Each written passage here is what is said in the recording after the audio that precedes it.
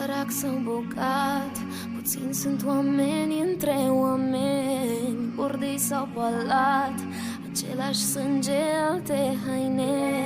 Sărac sau bogat, puțini sunt oameni între oameni, bordei sau palat, același sânge, alte haine.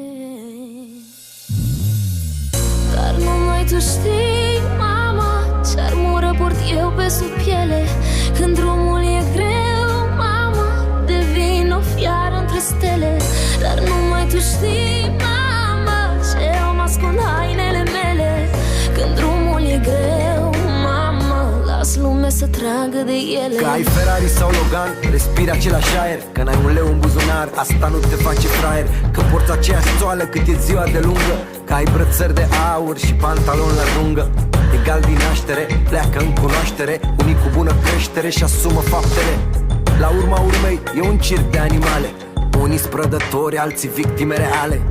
Același sânge, sub alte haine, cu alte gânduri, par și ventaine. Și nu te crede niciodată mai mult decât ești, că ai să te pierzi în ochii lumii în care trăiești. Nu-ți vreo ușă de biserică, dar crede în ea, că am găsit liniștea mea când mi-era crucea mai grea. Îmi dau singur haina jos, tu dezbracă-mă de piele, să vezi omul rău vorbit de gurile rele.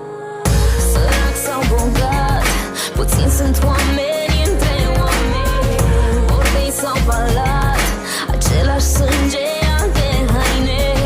Sărac sau bogat, puțini sunt oameni între oameni, bordei sau palat, același sânge, alte haine. Dar numai tu știi, mama, ce armură port eu pe sub piele. Când drumul e greu, mama, devin o fiară între stele. Dar numai tu știi, mama, ce îmi ascund hainele mele. Când drumul e greu, mama, las lumea să tragă de ele. I-au crescut ochi la spate, trăiesc în România.